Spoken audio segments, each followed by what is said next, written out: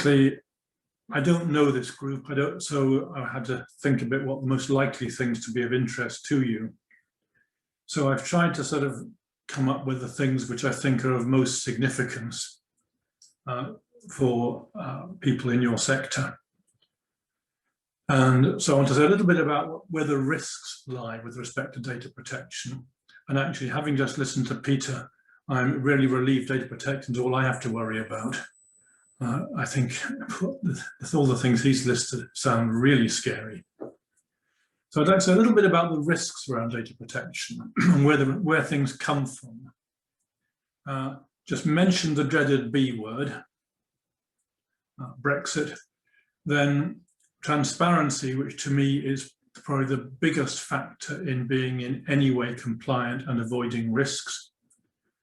And we can't really talk fully about transparency without saying something about legal basis, and then a little bit about subject access, because that's where some of your problems could actually materialize, particularly if you haven't done the transparency bit properly. So the risks. I think you probably all know where the risks come from. You know that tenant you're having problems with? That's where your problems come from with data protection. They're the people who will cause you a difficulty because you will be handling data in ways that they're not happy with. So they will think you're doing something you shouldn't be doing, so they'll complain to you, or they might just go straight to the ICO. Shout or something if I say things you don't understand. If I say ICO, I trust you all know who the ICO is. Yes, any nodding heads? Those who've got a camera on? Yeah, thank you, Pamela. I saw your head nodding. I love nodding heads. So what you want to avoid is anyone going to the ICO, or certainly going to the ICO with some merit in their complaint. So that's where your problems come from, either somebody complaining or if you have a major data breach. And I can't imagine you really hold major data, so you're unlikely to have massive data breaches or anything. And I don't think in general you hold very sensitive data. Most of the data you hold is somebody's name, the address where they're staying, which is a property you own, probably a phone number, a mobile number, an email address. You possibly hold some sort of bank details. But beyond that, you don't typically, I don't think, hold a lot of health data, I trust. Health data is dangerous, particularly mental health data, which sometimes this starts to go into when you get into some of the difficult tenants, when you get to that difficult stage. But in general, the big risk of complaints, but a little bit also in data breaches.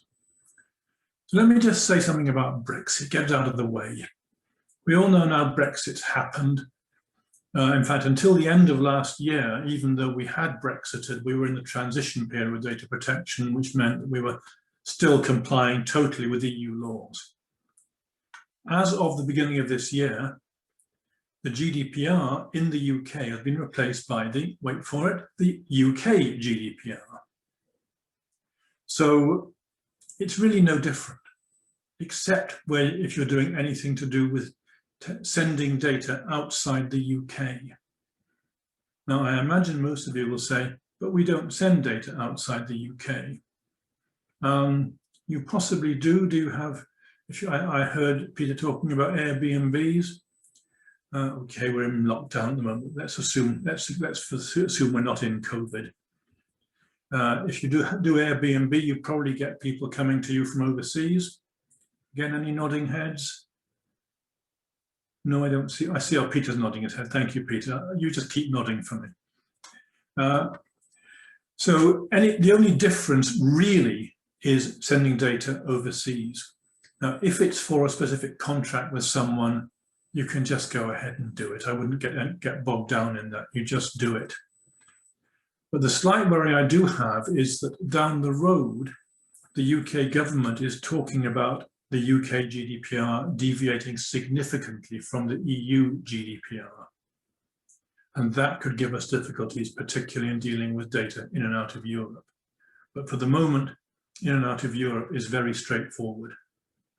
Absolutely not an issue at all. America could be an issue.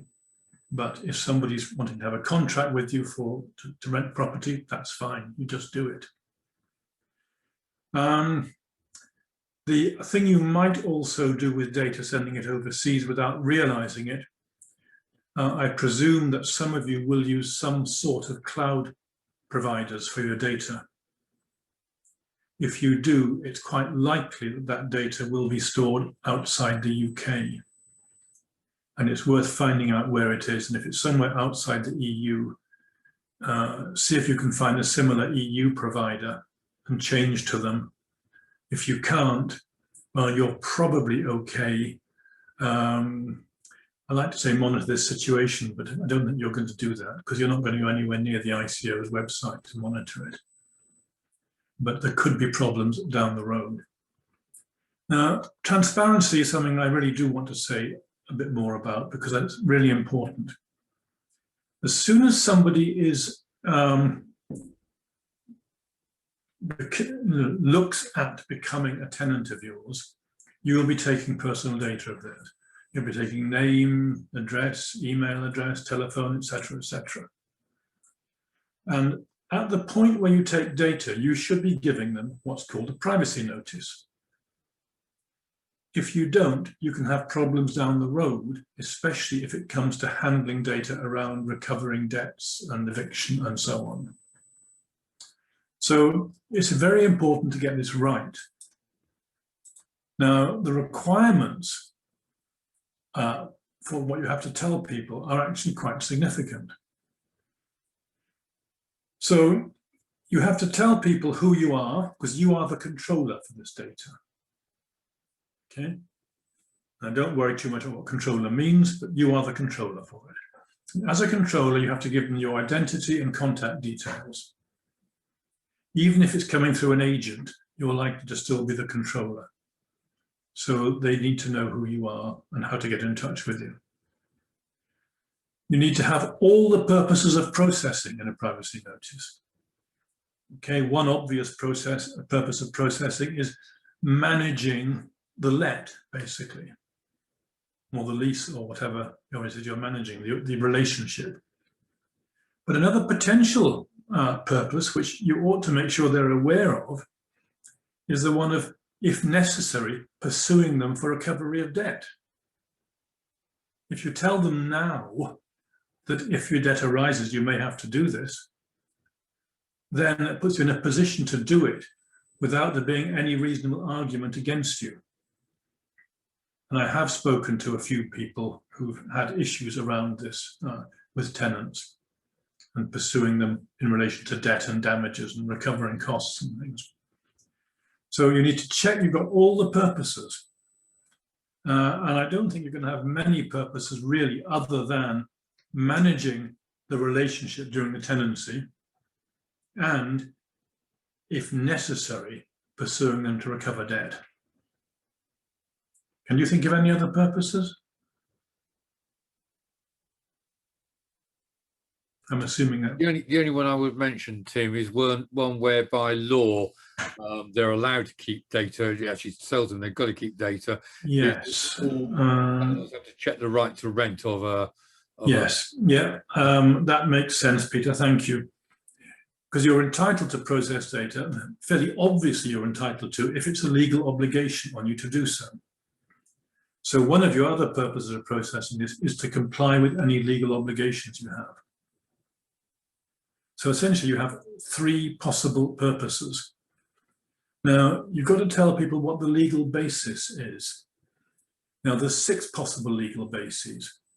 And the one you don't want to go anywhere near is what's called consent. Because consent is a nightmare. If you get someone's consent to process data, they can withdraw consent at any time. And it has to be absolutely specific for what you want to use it for. And it's generally seen as being a last resort legal basis if you've haven't got any other. Now, most of your processing will be because it's necessary for the contract you have with the tenant. You have a contract with them, and if you have to do anything that's necessary for your end of the contract, you can do so. But you have to tell them that's what you're doing. So you say, this is what we will do with your data, and we will do it because we are in a contract with you. Perfect. Okay.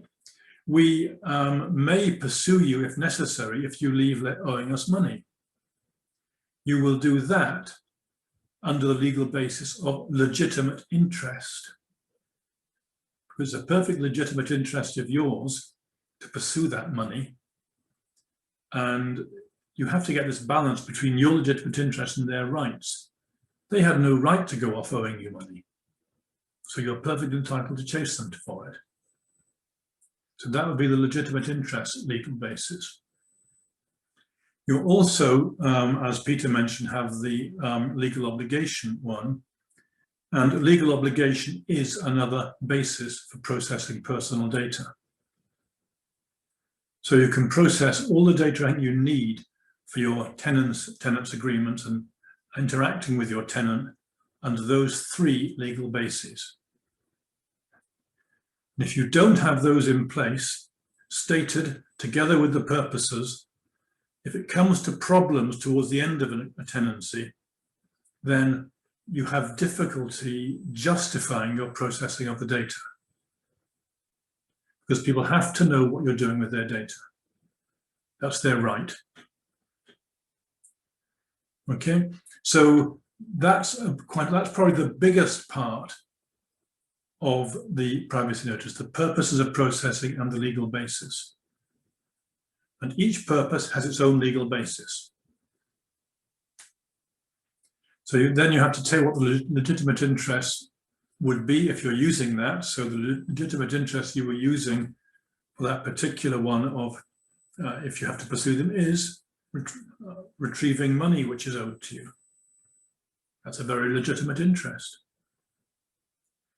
Any recipients or categories of recipients of the personal data. So who might you pass data to? Well, if necessary, you might pass it to a debt collector or a search agent of some sort. And again, if necessary, in order to recover a debt, we may pass to. You don't need to name them, you just have to use the categories of recipients there. And if you tell people you may need to do that, then that covers your back. And it shouldn't be any surprise then to them when you do it. You need to also tell people if you intend to transfer it outside the UK, which in general you probably wouldn't. You also have to tell people how long you'll keep the data. Now, I don't know how long you have to keep it after the end of a tenancy, but that's something you would have to tell them. As long as we will keep your data, as long as you are a tenant, and whatever length of time you have to do so in order to meet your legal obligations. There will no doubt be HMRC requirements, among others. Yeah. You do have to tell them they have the right, various rights.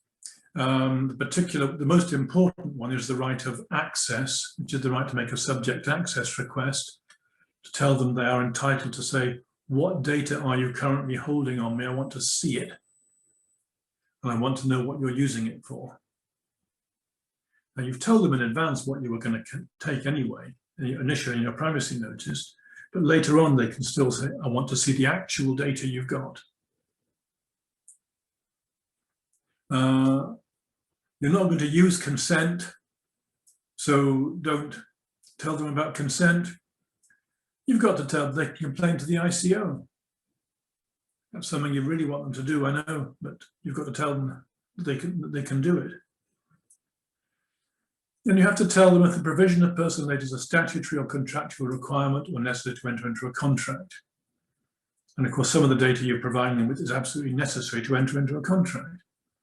They can't enter into a contract or the lease unless they provide you with the information you need, the basic information you've got to have. So that's really what you need to put in your privacy notice. I wouldn't worry about K, the existence of automated decision making, because I cannot see you doing any automated decision making.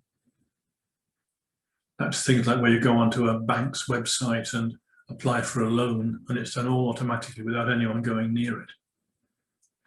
So those are the things that essentially you have to have in your privacy notice. Just to recap: identity and contact details of the controller, purposes of processing as well as the legal basis. And the legal basis will be almost certainly contract, legitimate interest, and legal obligation. You have to tell them what the legitimate interest is, which will be retrieving any money owed you if necessary. Recipients or categories of recipients. You would certainly have the potential for either debt collectors or search agents of some sort. Possibly even, do you organize repairs for your properties? If so, then you would need to tell somebody who's going in to do a repair. You'd have to give some personal data to them so they can carry out the repairs. It may even be a name and a phone number so they can arrange an appointment. Okay, that's fine. Nothing controversial about it, but people should know. Tell them if you're going to send it outside the UK, which you're probably not going to do in general. Tell them how long you're going to keep it, which again won't be a fixed time. It'll be while you're a tenant plus something, almost certainly. Tell them that they've got the right to make a subject access request. Tell them they can complain to the ICO, and explain that providing this data is necessary to enter into your contract. Okay, so that's what needs to be in your privacy notice. And I don't know quite how you all work. Obviously, you all do have some digital existence as you're on here. If you're dealing with somebody digitally, well, that can be sent as an attachment to an email or something like that. If you're not dealing with them digitally, piece of paper. But they must have it at the time or before you collect any data from them. And this has to be, this is the way it's worded in the GDPR, it must be concise, transparent, intelligible, and easily accessible.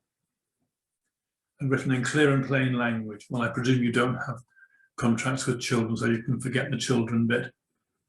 And these are not very complex privacy notices. I wouldn't worry about the layered approach aspect that the ICO talks about, because these are fairly straightforward privacy notices as they go that you would be having.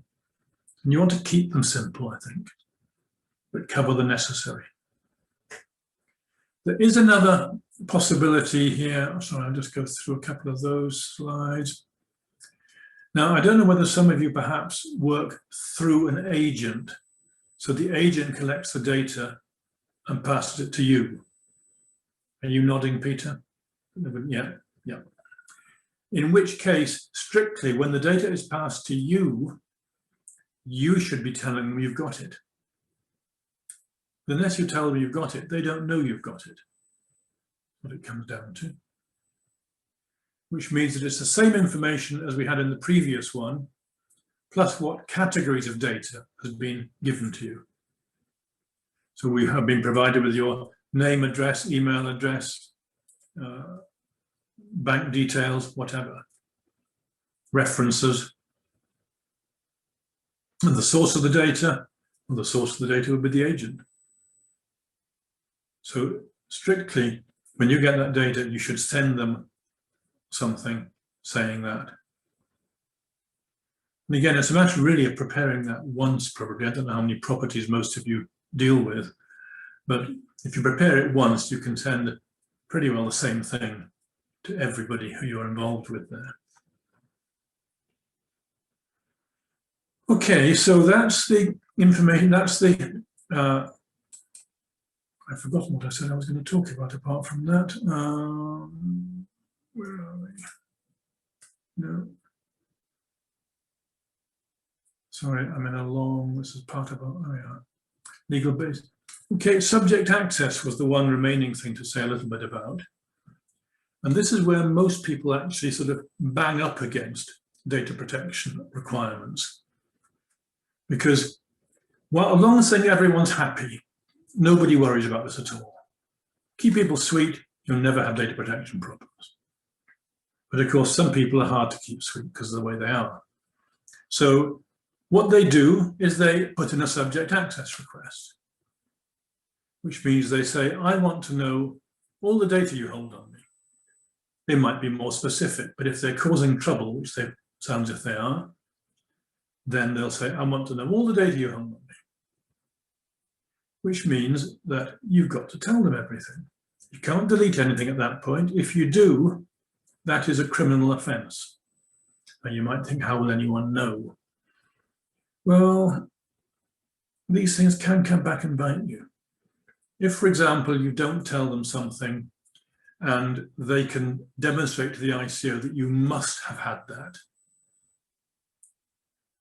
perhaps because of a message you've sent them or something, then the ICO might come and check you out, and you may have deleted it from your computer. The ICO will find it on your computer, even if you deleted it.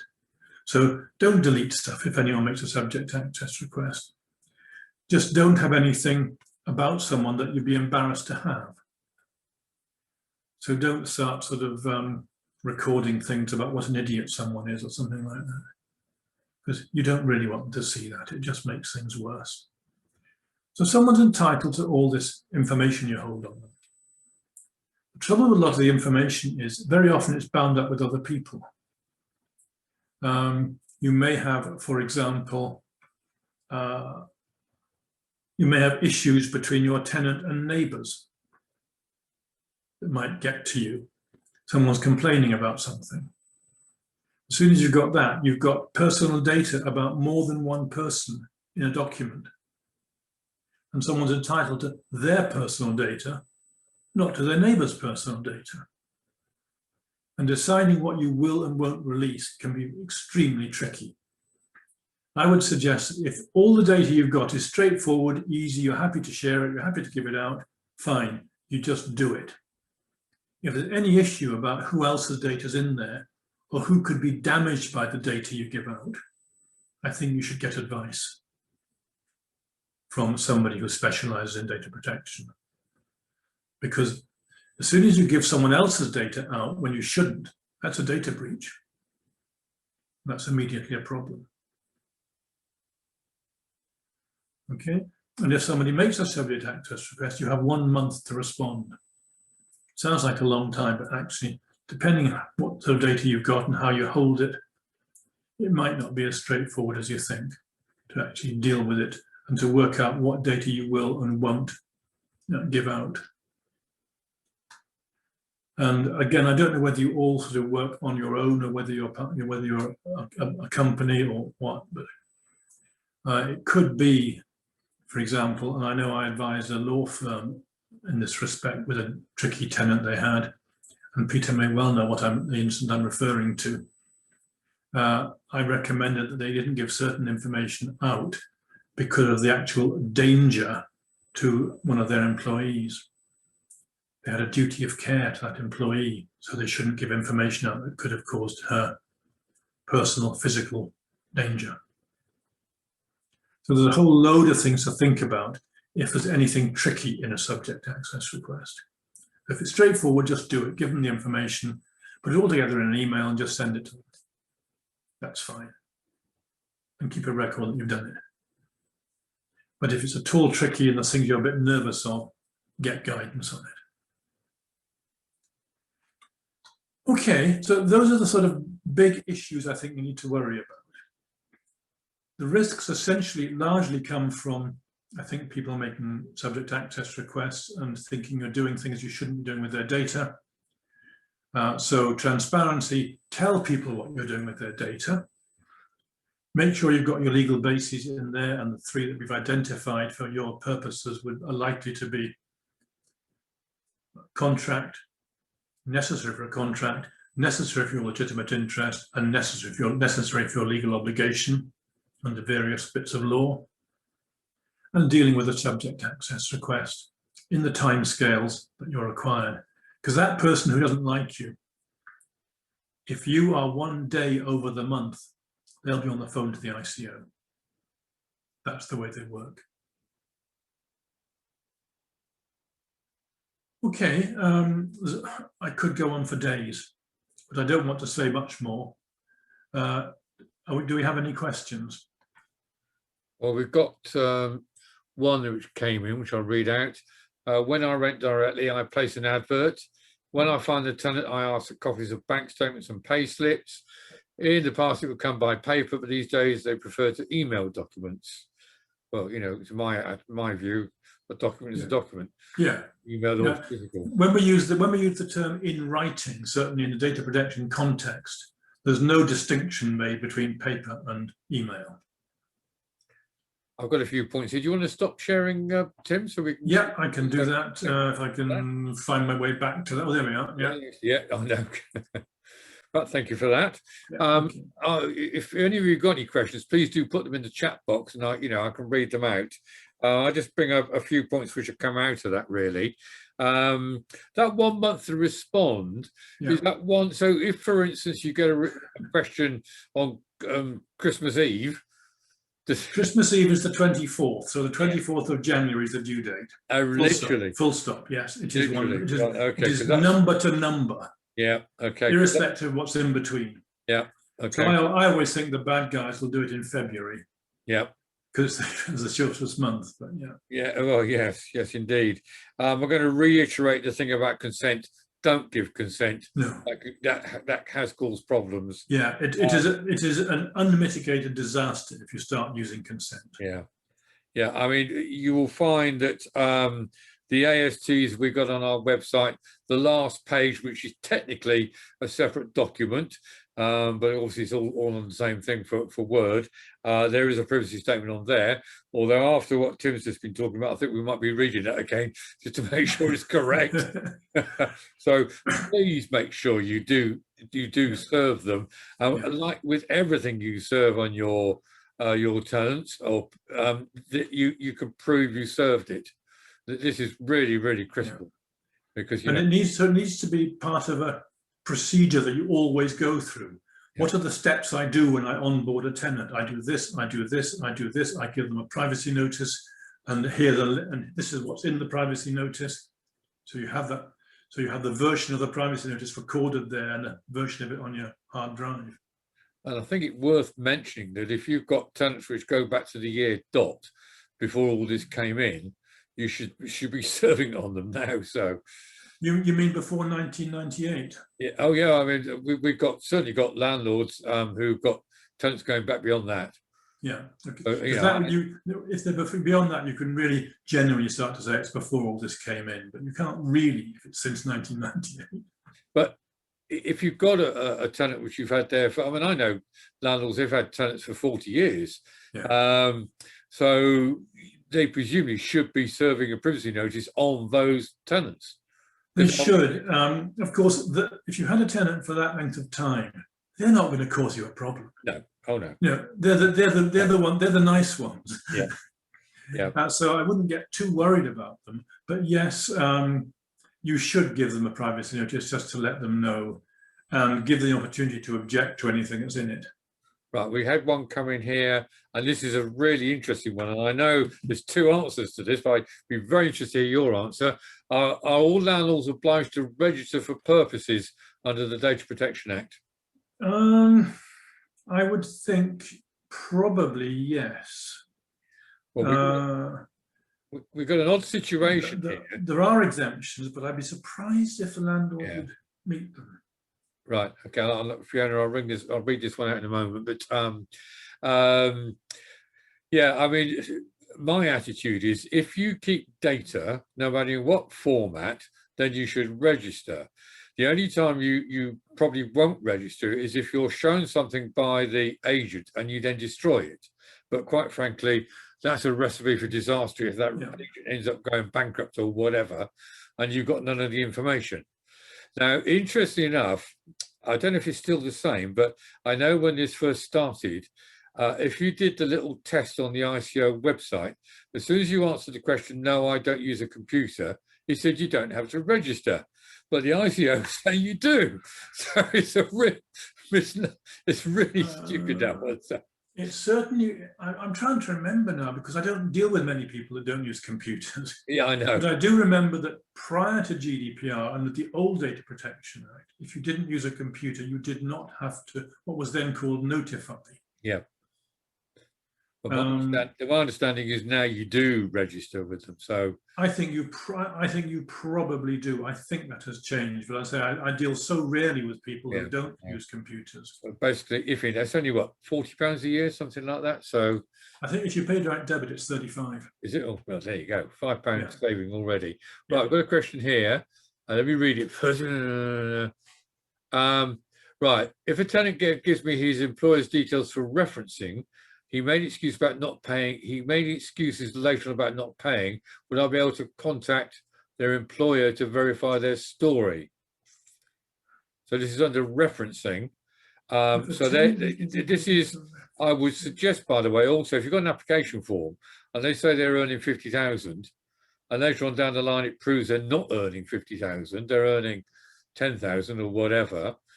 However you find that out, that is actually a ground for eviction anyway. But can they contact the last or their employer? Well, I don't think so, but I would have thought in that situation they would actually give you permission to contact them. Yeah. So if it's to back up their story, and if they don't give you permission, well, you'd really worry about the story. Yeah. Yeah, I mean, this is the point about the application form. Always get the application form filled in, because that's the time when you can ask them all sorts of questions which they will not ask once they're in the property. Because of course the reference in the first place, they're given the referee. Yeah. The purpose of that was to get a reference, not to ask subsequent questions unless that's been confirmed. Yeah. Gary's asking, do we have a sample privacy notice we can give to tenants? Yes. It's on the website, but I think I'm going to read it again before.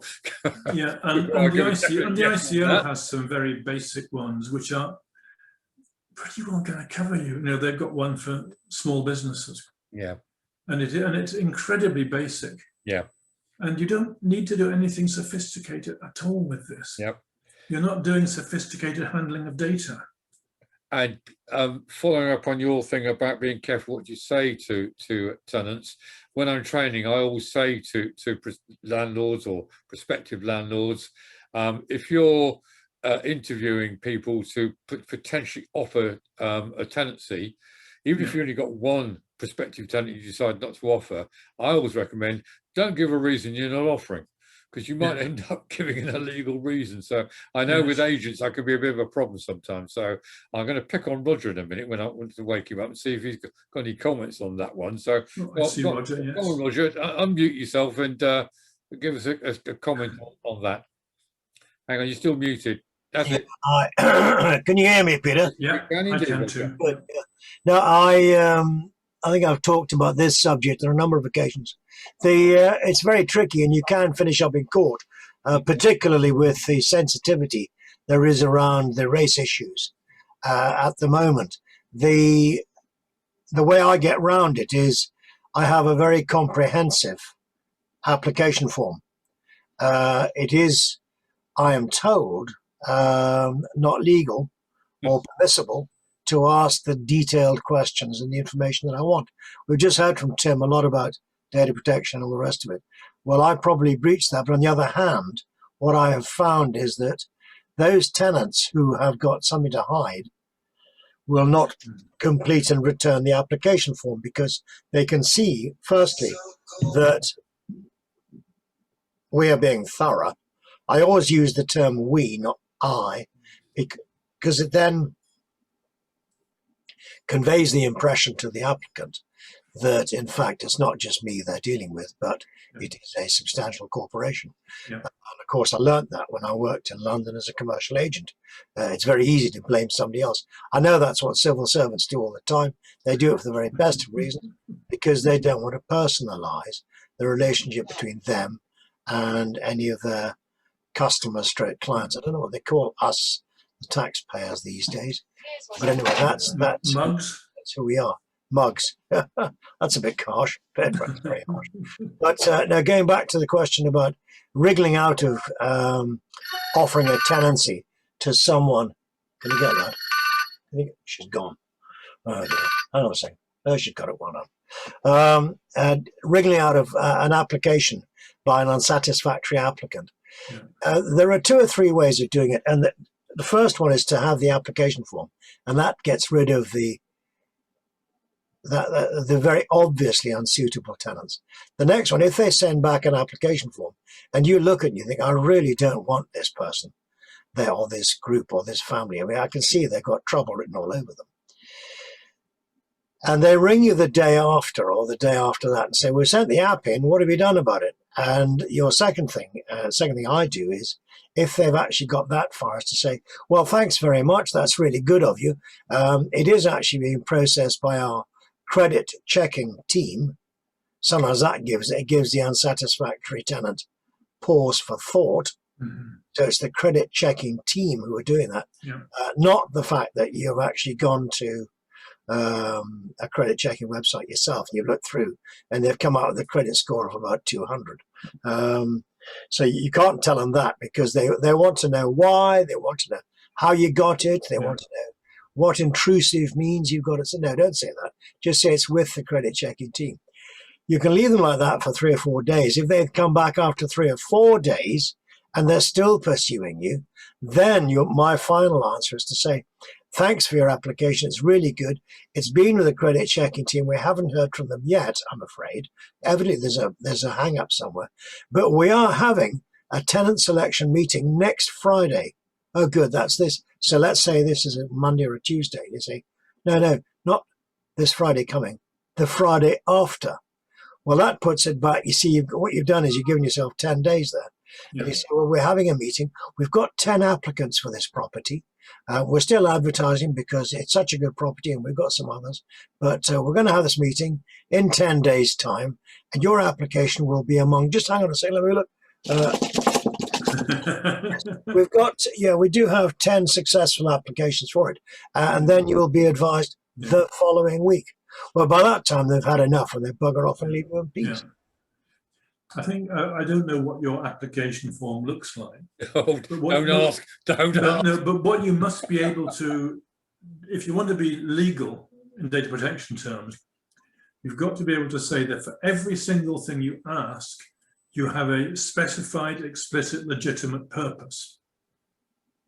Yeah, which they all are, actually, Tim. And that should be listed somewhere if anyone were to challenge it. What, the specific legal purpose? Yeah. Yeah, I mean, it asks name, date of birth, national insurance number, nationality. Why do you have purpose for it? What's the purpose for date of birth? I'm curious. Well, because we may get 2 applicants with the same name. Okay, fine. You've identified a purpose. Good. Thank you. Yeah, that's good. And country of origin? Yeah. We need that for the right to rent. Yeah, I can believe that. That's a legal requirement. And also relationship one to the other, we need that. Relationship one to the other. Sorry, I don't understand. What do you mean, Peter? Well, in case if you do not want to have an HMO, you ask who's going to be occupying the property. Oh, I see what you mean. I do apologise. Sorry. The other. If they don't, then you'll be forming an HMO which you might not want. Well, that's true. That's very true. Okay. Legitimate reason. Yeah. Accidental HMOs. I mean, boy, that's really bad. But Tim, can I ask, to whom would I have to justify the need for these questions on my application form? Well, certainly the applicant's entitled to ask you. Right. Anybody else? If it comes to the crunch and there's a complaint to the ICO, you never know what they might ask you. Yeah. Because there's the accountability requirement in GDPR, which means you've got to be able to demonstrate compliance. And if it ever comes to the crunch, that is an absolute bugger. That's a technical word, Roger. It was a technical word. I'm a Geordie. I know all about. Listen, I'm a Geordie. I know all about being buggered. Believe me. Yeah. That's a mild not that it's ever happened personally, by the way. Sorry, lady. Moving on. I'm going to mute you now, only because you get feedback. Thanks for that, Roger. Really, really good. We're going to wrap up in a minute, Tim, but a couple of other things I just wanted to bring in there. If you've got work people, you need to make sure they've got a privacy statement. Yes. Because almost certainly, yes, absolutely. Information. Yeah. In terms of how long to keep it, HMRC, it can go back 7 years. But in fact, they can go back any period of time. If they think there's fraud involved, they can go back to the year dot. But generally, you won't need to keep specific information. So it'll just be that 37 Acacia Avenue was let, and you got got an income of X pounds, an expenditure of Y. Here's the proof of both. So it'd be, it could be generalized, which probably will take them outside GDPR. Yes, I'd use the word probably, but yes. The other one you've got to be careful. I think we mentioned this one is the right to rent check. Actually says in law, says you've got to keep the information, as an example, with the passport for the duration of the let plus 1 year. Actually says that there's a legal reason to keep it. I was just going to ask one last question before we sign off. People that have got websites, you don't always know where it's hosted. I think you've got to be a little bit careful on that one. I mean, we specifically asked with our website where it's being hosted. Yes, but, you can always ask people where things are hosted. Yeah, but do be careful on that one. So, agents sometimes do have websites, and it could very easily be hosted, particularly in the States. Yeah, It could easily be hosted in the States. So do be careful about that one. Just as a little example of something that happened recently, I imagine most of you are aware of MailChimp. Oh, yes. There's a lot of email marketing. Of course, they're based in the United States, and there was a big CJU judgment about exchanging data with the US last summer, which has made it much harder.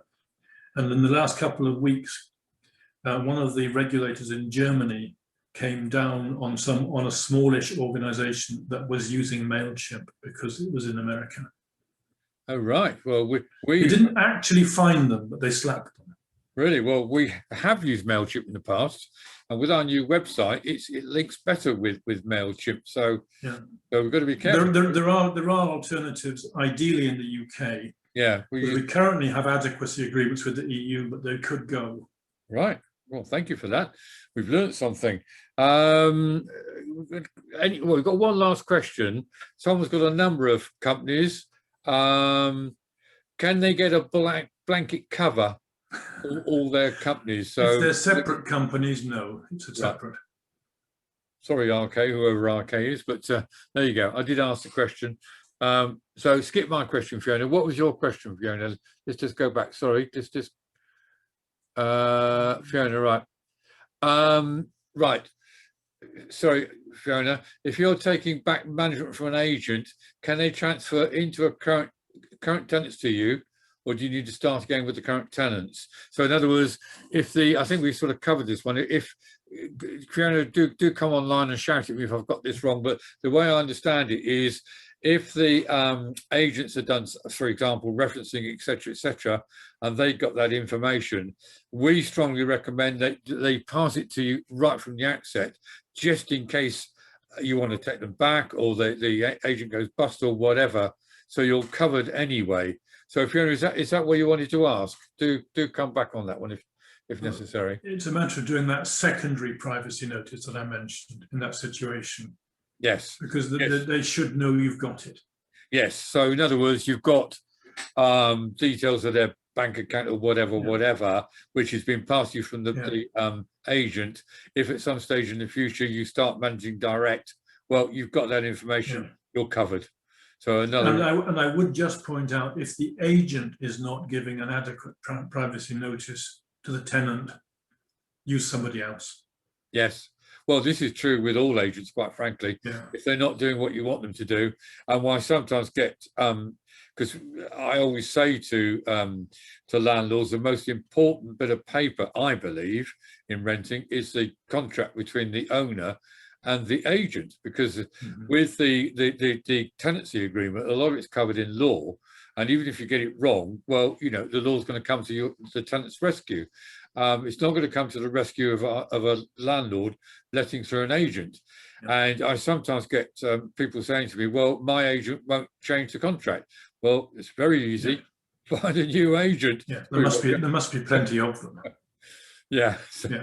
Right. Okay. Well, Tim, we're now 3:10. We normally try and wrap it up at 3 o'clock. We've got no more questions. So, Tim, thank you so much for that. You're welcome. Appreciate it. So, thank you, Gary, for the thumbs up. Okay. Right. Well, and Roger. Thank you for everybody. And Roger. Thank you, everybody. Yeah. See you all again. All right. Okay. Okay. Bye for now. Thanks, Tim. Bye, everybody. Thanks. Bye.